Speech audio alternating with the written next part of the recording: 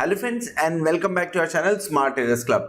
शुरुआत करेंगे India VIX के साथ में जो 13.58 पे काम कर रहा है, लगभग 0.59% की गेन के साथ में।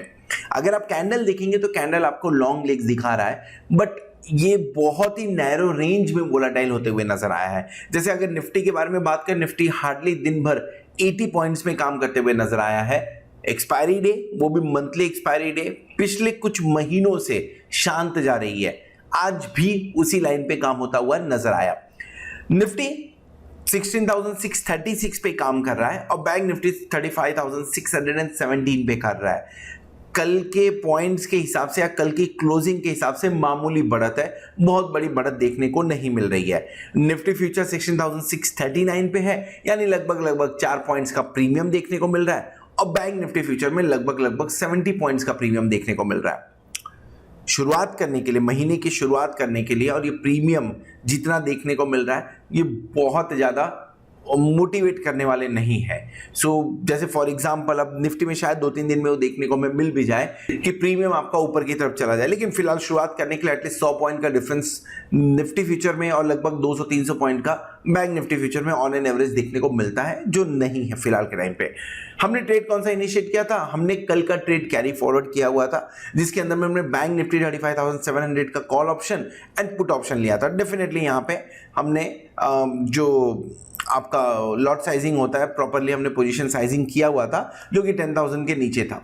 मॉर्निंग में 240 के ऊपर में एक लॉट हमने निकाल दिया, यानी एक पोजीशन पुट की जो पोजीशन थी वो निकाल दी और 35,700 की क्वांटिटी को डबल कर लिया।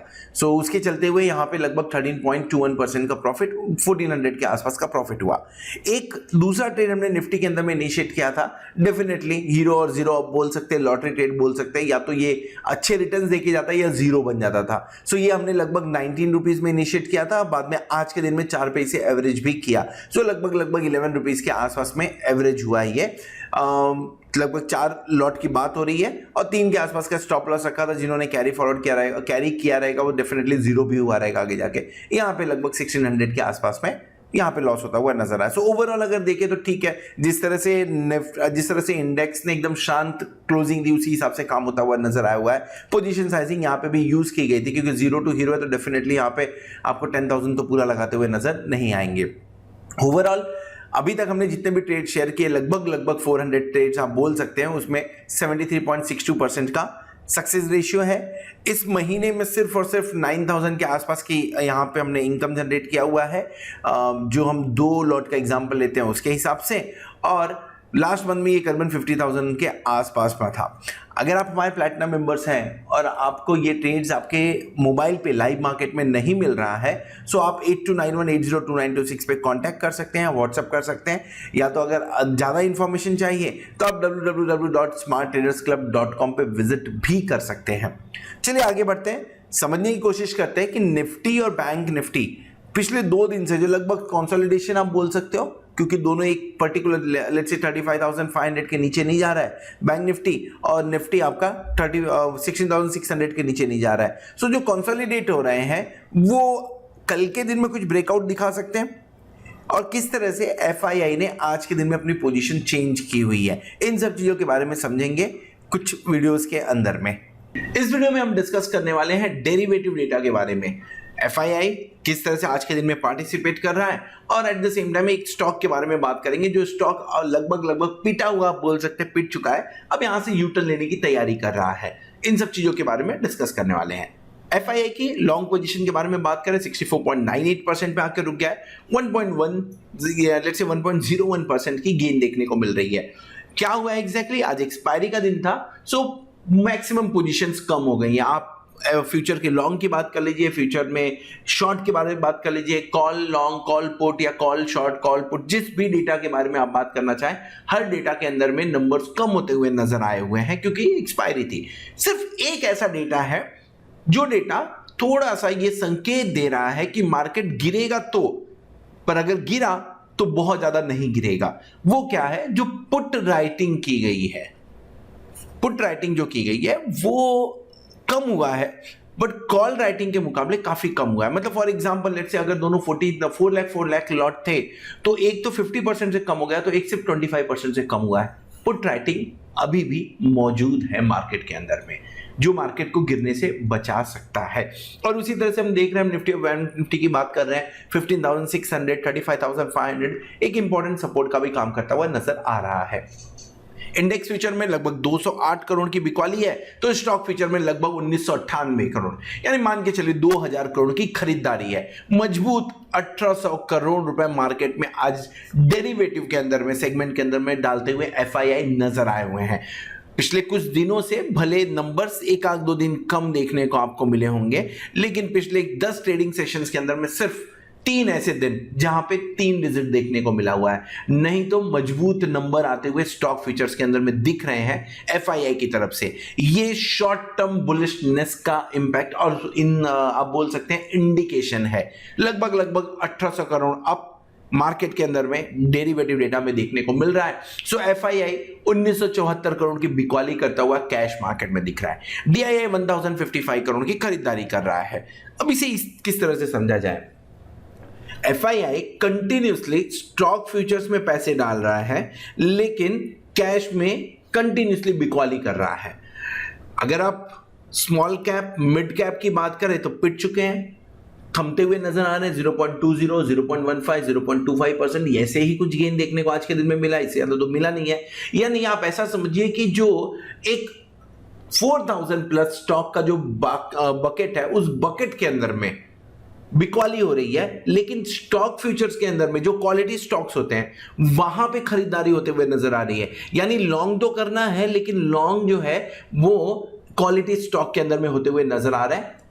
एफआईआई 1974 करोड़ की बिकवाली, 1800 करोड़ की यहां पे खरीदारी, लगभग 170 करोड़ की ओवरऑल बिकवाली होते हुए मार्केट में एफआईआई की तरफ से, माफ करें, एफआईआई की तरफ से नजर आ रही है। डीआईआई 1055 करोड़ पॉजिटिव डेटा दिख रहा है।